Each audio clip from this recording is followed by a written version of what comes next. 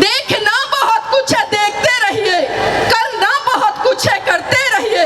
समाज आज भी बलिदान मांगता है, पर सच तो यह है मेरे साथियों, आज आपसे आपकी जान नहीं बल्कि आपका ईमान मांगता है, आपका ईमान मांगता है। मेरे तीन बच्चे तब मरे जब आप विदेश में पढ़ाई कर रहे थे।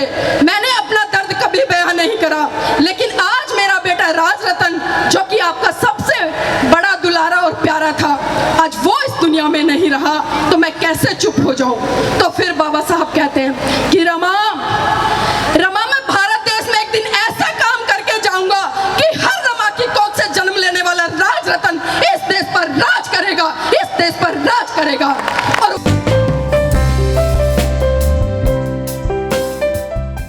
लेकिन साथियों, बाबा साहब ने एक बात कही थी कि मेरी जय जयकार करने से अच्छा है कि मेरे बताए हुए मार्ग पर चलना, तभी मेरे विचारों का सही मायने में सदुपयोग हो पाएगा। लेकिन आज अगर मैं बात करूं, भले मैं छोटी हूं लेकिन अनुभव के आधार पर बोल रही हूं कि आज हम बाबा साहब की जय जयकार करते नजर आते हैं, बाबा साहब के बड़े बड़े कार्यक्रम आयोजित करते आते हैं, अपने महान पुरुषों को आदरांजलि देते नजर आते हैं, लेकिन सही रूप में जब उनकी विचारधारा को आगे बढ़ाने की बात आती है, उनको मनोसात करने की बात आती है, तो कहीं ना कहीं हम 100 कदम पीछे खड़े नजर आते हैं। आप खुद आकलन कीजिएगा।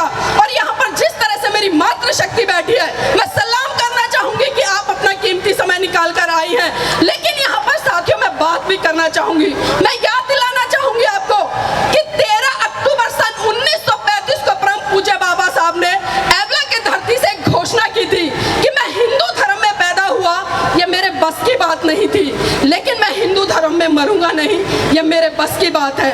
और साथियों, एक दिन आता है पूरे 21 साल के बाद, 14 अक्टूबर सन 1956 को, जब परम पूज्य बाबा साहब नागपुर की धरती पर अपने लाखों अनुयायियों के साथ में बौद्ध धर्म की दीक्षा ग्रहण करते हैं। लेकिन आज बहुत बड़ा सवाल हमारे सामने है कि जिस देश से बौद्ध धर्म निकला, जिस देश से विचारधारा निकली, जिस देश से विचारधारा निकलकर विश्व के अन्य देशों में गई, आज वहां पर तो बौद्ध धर्म भली भांति से फल फूल रहा है, लेकिन जब हम भारत की बात करते हैं तो भारत में सिर्फ महाकारुणिक तथागत की बुद्ध की जयंतियों पर ही बौद्ध लोग बाहर निकल कर आते हैं। हम कहीं ना कहीं आज भी भले बौद्ध हो गए हैं, लेकिन साथियों आज भी हम उन संस्कृतियों का पालन कर रहे हैं जो कहीं ना कहीं ये पहचान कराती है कि आज भी हम दूसरी संस्कृति का पालन पोषण कर रहे हैं। और उसका मैं उदाहरण देकर यहाँ पर आपको बताऊंगी, शायद मेरी बात बहुत सारे लोगों को बुरी लग जाए। एक बार महिलाएं इधर नजर घुमाइए पुरुषों की तरफ, एक बार देखिए क्या आपको किसी के सर पे कोई कपड़ा नजर आ रहा है, किसी का घूंघट नजर आ रहा है? अब आप खुद अपनी तरफ देखिए, कितनी महिलाएं यहाँ पर घूंघट धारण करके बैठी हैं। क्या यही बाबा साहब का सम्मान है? क्या यही समानता है? क्या यही हमारे महान पुरुषों को आदरांजलि है? एक तरफ तो हम बाबा साहब की जय जयकार करते हैं, लेकिन जब उनकी विचारधारा को मनोसात करने की बात आती है, व्यवहार में उतारने की बात आती है, तो हमारा दोहरा आचरण दिखाई देता है। और अक्सर ये महिला जाति ही कहती है कि घूंघट इज्जत का प्रतीक है। मेरे बुजुर्ग साथी भी कहते हैं कि घर में जो बेटी आई है, जो बहू आई है, अगर वो सास ससुर जेठ से घूंघट नहीं करेगी तो घर की इज्जत बदनाम हो जाएगी। ऐसा ही कहते हैं ना। अब एक सवाल मैं पूछती हूँ कि जब परम पूज्य बाबा साहब ने संविधान के अंदर हमें पहला ही अधिकार समानता का दिया, तो क्या ये समानता है? क्या ये समानता है? एक तरफ तो हम अपने जो बेटा है उसके जीवन संगनी को लेकर आ रहे हैं, उसको हम अपनी बेटी मानते हैं, लेकिन उसी बेटी से हम घूंघट धारण कराते हैं। आखिर क्यों? कभी सवाल किया है क्या घूंघट कौन सी संस्कृति का प्रतीक है? और घूंघट कौन करता है? कौन करता है घूंघट? जिन्होंने कोई गलत काम किया है। चेहरा वही लोग छुपाते हैं, लेकिन हम क्या कर रहे हैं? आप इतनी सुंदर सुंदर हो, पढ़ी लिखी हो, डॉक्टर होगी, इंजीनियर होंगी, जज होगी, वकील होंगी, डॉक्टर होंगी, फिर ये घूंघट किस लिए? किस लिए ये घूंघट? और मैं यहाँ उन पुरुषों से भी कहना चाहूंगी, क्या इसी तरह से हम अपने आप को बाबा साहब का अनुयायी कहते हैं? और मैं अपनी मातृशक्ति से भी कहना चाहूंगी, जिस तरह से अगर ये पुरुष आपका घूंघट ना उगड़वाए, तो अगली बार जब ये आपकी ससुराल जाए, ध्यान से सुनिएगा, जब ये आपकी ससुराल मायके में जाए महिलाओं के, तो इस पुरुष से घूंघट करा के लेके जाना, तब देखिएगा समानता स्थापित होगी। करिएगा इस काम को, लेकिन हम नहीं करेंगे, क्योंकि आज भी मैं कह रहा हूं कि जब भी महिलाओं की आजादी की बात आई है, उनके आंदोलनों की बात उसमें सबसे अग्रणी भूमिका पुरुषों की दिखाई देती है। लेकिन मैं आग्रह करूंगी, आज हम 21वीं सदी में जी रहे हैं, आज हमारे पास में संविधान है, तो आज हमें इस समानता को स्थापित करके हुए पुरुषों के साथ में कंधे से कंधा मिलाकर आगे बढ़ने का काम करना है। और एक छोटा सी बात और मैं यहाँ पर बताना चाहूंगी, अब ध्यान से सुनिएगा।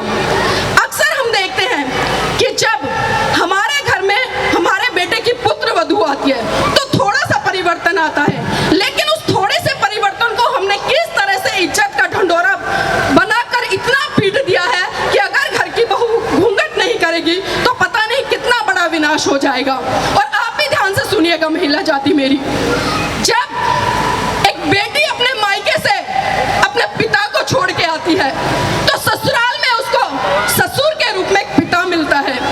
जब अपने बड़े भाई को छोड़कर आती है तो जेठ के रूप में उसको एक बड़ा भाई मिलता है।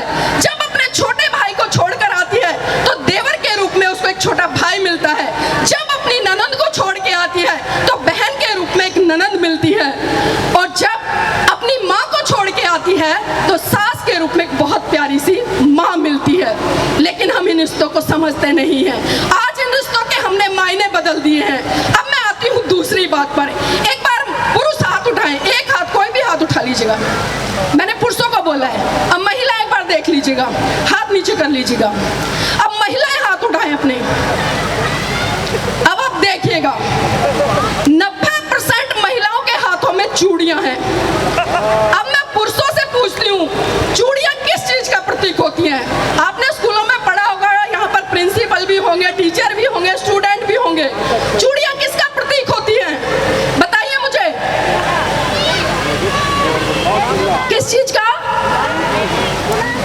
गुलामी का। चूड़ियां किस चीज का प्रतीक होती है? कायरता का। किस चीज का प्रतीक होती है? कायरता का। अब ये महिला खुद निर्णय ले, क्या आप कायर हो, क्या आप बुज़दिल हो, क्या आप डरपोक हो? जब हमारे पड़ोस में लड़ाई होती है ना, और जब हमारे पुरुष घर में चुपचाप आकर बैठते हैं, तो सबसे पहले ये महिला ही कहती है कि घर में जाओ और चूड़ियां पहनकर बैठ जाओ। इसका मतलब क्या हुआ कि आप डरपोक हैं? अब आप खुद आकलन कीजिएगा कि आप कौन सी संस्कृति को बढ़ावा दे रही हैं। और बहुत सारे लोग तो इसको स्वार्थ का प्रतीक भी मानते हैं। और बहुत सारे लोग कहते हैं कि शादी हो गई है, कुछ तो महिलाओं को करना पड़ता है। अब एक बात और देखिए, यहाँ पर एक पुरुष है, यहाँ पर एक महिला है, दो लोगों की शादी होती है, लेकिन परिवर्तन देखिएगा कितना बड़ा है। एक तरफ जो पुरुष है, सर से लेकर पांव तक देखिए, ना तो उसके पैरों में कुछ मिलेगा, ना उसके गले में कुछ मिलेगा, ना उसकी मांग में कुछ मिलेगा, ना उसके माथे पे कुछ मिलेगा। लेकिन वहीं दूसरी तरफ आप महिला को उठाकर देख लीजिए, सर से लेकर पांव तक उस 16 श्रृंगार में लदी मिलती है। पैरों में बिछुए होते हैं, पैरों में पायल होती है, गले में मंगलसूत्र होता है, हाथ में चूड़ियां होती है, मांग में सिंदूर होता है, माथे पे बिंदिया होती है। ये कौन सी संस्कृति का प्रतीक है? क्या यही समानता है? क्या यही समानता है? मैं सच कह रही हूँ, अगर आज परम पूज्य बाबा साहब जिंदा होते ना, तो इस समाज की हालत को देखकर मर गए होते दोबारा से। लेकिन हम आकलन नहीं करते हैं, हम सोचते नहीं है कि हम किस दिशा में काम कर रहे हैं और क्या काम कर रहे हैं। अब मैं आती हूँ तीसरी बात पर। मैं पुरुषों से एक सवाल करूंगी। एक त्योहार आता है साल में, महिलाएं बड़े हर्षोल्लास के साथ मनाती हैं, उसका नाम है करवा चौथ का व्रत। किस लिए करती है महिलाएं, आप बताइए, किस लिए करती है? चलिए मैं महिलाओं से पूछ लेती हूँ, जो करवा चौथ का व्रत आप किस लिए करती हैं? कोई तो बताए। लंबी उम्र हो 100 साल की। किस लिए?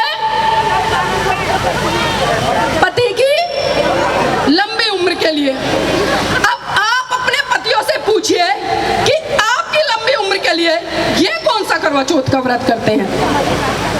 पूछो एक बार, क्या करते हैं? और इसका मतलब क्या समझे कि आप जल्दी से निकलो और ये दूसरी ले आए। यही हुआ ना? मेरी बहनों, सोचने वाली बातें हैं। अगर आपके एक दिन भूखा रहने से या आपका करवा चौथ का व्रत रखने से आपके पतियों की लंबी उम्र हो जाती ना, तो मैं गारंटी से कहती हूँ उस भारत देश में बौद्ध धर्म की, जैन धर्म की, सिख धर्म की, न जाने कितने धर्मों की महिलाएं रहती, सिर्फ हिंदू धर्म को छोड़कर, वो सभी सारी की सारी करवा चौथ का व्रत कर लेती। जो शहीदों पे आज मेरे वीर शहीद मर जाते हैं ना, वो कभी मरते नहीं। आपके घर से भी बहुत सारे पुरुष साथी गए होंगे, आपके घर में भी घर की महिलाओं ने व्रत रखे होंगे। अगर उन व्रतों में इतनी शक्ति होती तो आज आपके जो दादा है, नाना है, चाचा है, किसी ना किसी के घर से कोई ना कोई पुरुष गया होगा, वो सभी हमारे बीच में होते और आज हम अपना खुशहाल भरा जीवन जी रहे होते। लेकिन हम इन चीजों पे कभी ध्यान लगाते ही नहीं है, कभी सोचते ही नहीं है, कभी मंथन ही नहीं करते हैं। और एक चीज और देखिए, जब हम करवा चौथ का व्रत खोलते हैं, खासकर मैं महिलाओं की बात कर रही हूँ, तो हमारे पुरुष साथी भी सज धज कर टाई वाई कोट वोट पहनकर खड़े हो जाते हैं। और महिला जब व्रत खोलती है तो छन्नी में से किसको देखती है? किसको देखती है? चांद को। अब एक बात बताइए मुझे, जब बचपन में आपका बच्चा रोता है तो आप बड़े गर्व से कहती हैं कि बेटा देख चंदा मामा निकल गया। क्या बोलती है? कि बेटा देख चंदा मामा निकल गया। और जब करवा चौथ जैसी रूढ़िवादी परंपराएं आती है तो आप उसी चांद को, उसी भाई को पति के रूप में देखती हैं। तो कैसा दोहरा मापदंड? क्या इसी दिन के लिए परम पूज्य बाबा साहब ने 4 बच्चों की कुर्बानी दी? क्या इसी दिन के लिए परम पूज्य बाबा साहब ने अपनी मात्र 35 साल में अपनी जीवन संगिनी की कुर्बानी दी? क्या इसी दिन के लिए परम पूज्य बाबा साहब ने जितने भी भौतिक संसाधन थे उनकी कुर्बानी दी? और इस कुर्बानी को आगे बढ़ाते हुए मैं एक घटना का जिक्र जरूर करना चाहूंगी, क्योंकि आज जो ऐश मौज की जिंदगी जी रहे हैं ना, अगर मैं उस घटना का जिक्र ना करूं तो कहीं ना कहीं बेईमानी होगी। साथियों, बात उस समय की है जब परम पूज्य बाबा साहब बंबई हाई कोर्ट में प्रैक्टिस कर रहे थे। अचानक उनके पास खबर पहुंची कि बाबा साहब आपका बेटा राजरतन बहुत बुरी तरह से बीमार है और अपने जीवन की अंतिम सांसें ले रहा है। ये घटना सुनकर परम पूज्य बाबा साहब तुरंत घर दौड़े आए और जैसे ही बाबा साहब ने अपने बेटे राजरतन को गोद में उठाया तो राजरतन ने बाबा साहब की गोद में ही दम तोड़ दिया। और ये मंजर देखकर माता रमाबाई बिलख बिलख कर रोने लगी और साहब का कॉलर पकड़कर कहने लगी कि साहब बस कीजिए, बस कीजिए साहब, बस कीजिए। एक एक करके आपकी समाज सेवा के भूत ने मेरा पूरा परिवार उजाड़ दिया, साहब बस कीजिए। तो बाबा साहब कहते हैं कि रमा, रमा चुप हो जा, रमा चुप हो जा, तू तो रो भी सकती है लेकिन मेरी तो आंखों के ही आंसू सूख चुके हैं, क्योंकि प्रतिदिन मैं अपने समाज के हजारों बच्चों को मरते हुए देखता हूँ। रमा चुप हो जा। तो माता रमाबाई फिर कहती है कि बाबा, बाबा साहब मेरे 3 बच्चे तब मरे जब आप विदेश में पढ़ाई कर रहे थे। मैंने अपना दर्द कभी बयान नहीं करा, लेकिन आज मेरा बेटा राजरतन जो कि आपका सबसे बड़ा दुलारा और प्यारा था, आज वो इस दुनिया में नहीं रहा, तो मैं कैसे चुप हो जाऊं। तो फिर बाबा साहब कहते हैं कि रमा, रमा मैं भारत देश में एक दिन ऐसा काम करके जाऊंगा कि हर रमा की कोख से जन्म लेने वाला राजरतन इस देश पर राज करेगा, इस देश पर राज करेगा। और वो राज साथियों परम पूज्य बाबा साहब हमें संविधान के अंदर देकर गए, हमें संविधान के अंदर देकर गए एक वोट देने तक से लेकर एक शासक बनने का अधिकार। लेकिन आज हम क्या कर रहे हैं? मात्र 500 रुपए के बदले में आकर अपने बहुमूल्य वोट को गुलामियों के हवाले कराते हैं और फिर हम पूरे 5 साल रोते हैं। तो क्या बाबा साहब ने इसी दिन के लिए इतना बड़ा समर्पण, इतना बड़ा त्याग, इतना बड़ा बलिदान किया था? हम सोचते ही नहीं है। आज हमारे बच्चों को खांसी जुकाम भी हो जाए तो हम दिल मिला जाते हैं, अच्छे बड़े हॉस्पिटल में लेके जाते हैं, बड़े से बड़े MBBS को दिखाते हैं। लेकिन सोचिए मेरी मातृशक्ति कि उस माता रमाबाई ने कितना बड़ा संघर्ष, कितना बड़ा बलिदान किया है आपके लिए, कि आज आप इतने सुंदर सुंदर वस्त्रों में यहाँ पर बैठकर मेरे विचारों को सुन रही हैं इतने ध्यान से। तो ये सिर्फ और सिर्फ हमारे महान पुरुषों के कारण आया है। और किसी कड़ी में अगर मैं बात करूं महाकारुणिक तथागत बुद्ध की, क्योंकि आजकल जो ट्रेंड चला हुआ है कि बात को मान लो जानो मत, और आजादी के 75 साल से आज तक क्या करते आ रहे हैं? हमने कभी जानने का प्रयास नहीं किया। जिसने जो बताया उसको वैसे का वैसा हमने मानने का काम किया, और वही कारण है कि आज हम सत्ता से भी बहुत दूर हैं और धम्म से भी बहुत दूर हैं। महाकारुणिक तथागत बुद्ध ने कहा कि आप किसी भी बात को इसलिए मत मानो कि बहुत बड़े बड़े बुद्धिजीवी कह रहे हैं, आप किसी भी बात को इसलिए मत मानो कि मैं कह रहा हूं, आप किसी भी बात को इसलिए मत मानो कि वो बहुत बड़े धर्म ग्रंथों में लिखी हुई है, बल्कि आप उस बात को तब मानो जब आप उसको अपनी बुद्धि की कसौटी पर खरा उतार लो और ये आकलन कर लो कि वो बात सही है या गलत है। अगर आपको वो सही लगे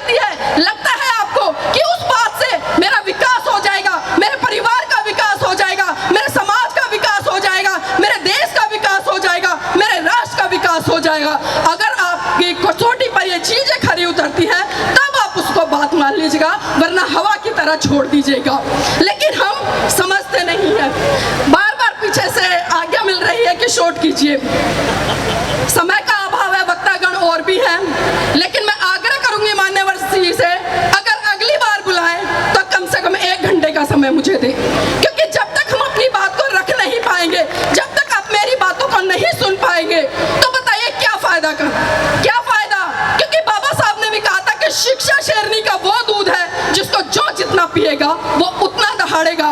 तो आज जरूरत है मेरे समाज की बहन बेटियों को आगे निकल कर काम करने की, शिक्षा ग्रहण करने की, क्योंकि जब तक आप शिक्षा हासिल नहीं करोगी तब तक साथियों हमारे ऊपर अत्याचार शोषण होते रहेंगे। और अंत में मैं अपनी बात को विराम देते हुए सिर्फ इतना ही कहना चाहूंगी कि देखना बहुत कुछ है, देखना बहुत कुछ है, देखते रहिए, करना बहुत कुछ है, करते रहिए। समाज आज भी बलिदान मांगता है, पर सच तो यह है मेरे साथियों, आज आपसे आपकी जान नहीं बल्कि आपका ईमान मांगता है, आपका ईमान